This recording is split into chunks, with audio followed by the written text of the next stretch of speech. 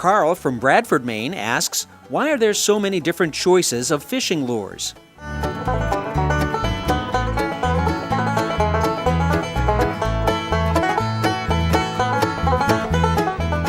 Hey folks, Vic Morin here. The question of the week is, what are all these different kinds of lures that a bass fisherman uses? So what I'll do is try to explain a few of them because there's so many that it would be impossible for me to explain all of them to you.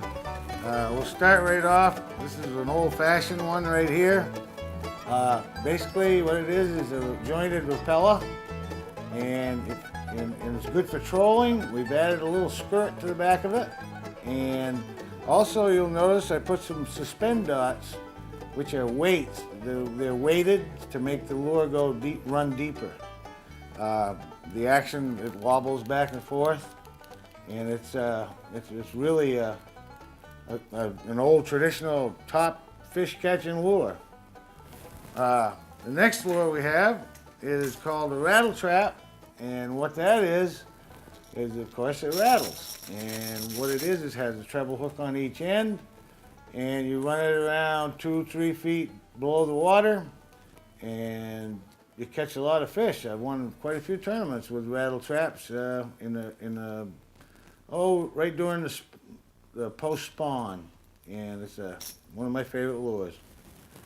And then you have this is great for the kids that like to fish pickerel, and pickerel for some reason like this lure. It's called the Lazy Ike, and this happens to be the good pickerel colors. And a lot of bass fishermen catch pickerel when they don't want to, but this is one of the colors they go after. Well, this one here is what you call a stick bait, obviously because it looks like a stick. What it is, it dives, but it also has a real good flash on it, so a lot of people will look at this and say, boy, that looks like a clown. Well, that's the name of it. It's called a clown, and the fish love it, and that's also good in early summer. Well, this one here is another one of my favorites. This is called a Storm Suspending Thunder Stick, and what this is it's got 3 treble hooks, as you can see, and also we put another extra heavy weight to get it down deeper on the belly.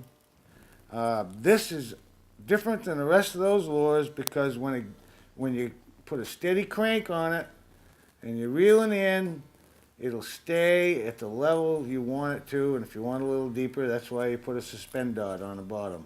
But it'll stay at that, it suspends, in other words. And that's great, like if the fish are right around the thermocline and you're below them and you're above them, and you look at your fish finder or something, you see that thermocline, all the bait fish, well then you want to get this lure right down in the middle of them, and that'll catch you a lot of fish. This here is called a Hottentot, and this is a Hottentot Flash. This is one of my top river lures, especially in the spring, and even in the hot summer, you just crank it down deeper. It's got a metal bill, unlike the rest.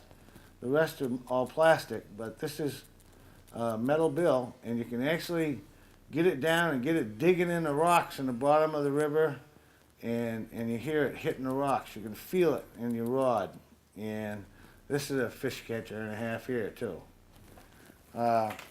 Early morning in a bass tournament, or even if you're not in a bass tournament, I've got a large one here just because I wanted you to be able to see it on the camera. This is called a chug bug. And what this does, it pops and it spits.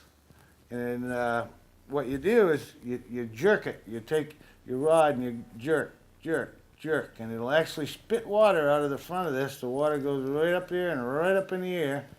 And it's called a chug bug. And that's a real great lure early in the morning, especially when the water's calm.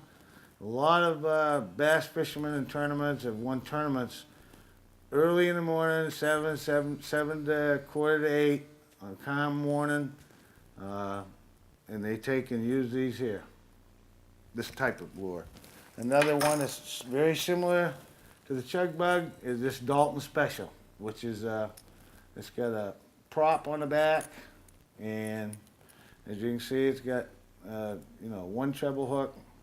Put this also, you pull along, you just jig it along. Just keep yanking it. It stays right on top of the water, just like the chug bug does.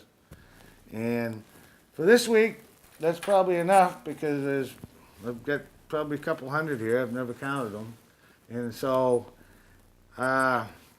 basically, anybody who ever wants to write into the show or call us, we'll be glad to show you as many things we can about bass fishing. And John here, he likes to fly fish, and he'll answer all your fly fishing questions. Between the two of us, we'll get you an answer on something, yeah? And you folks have a nice day.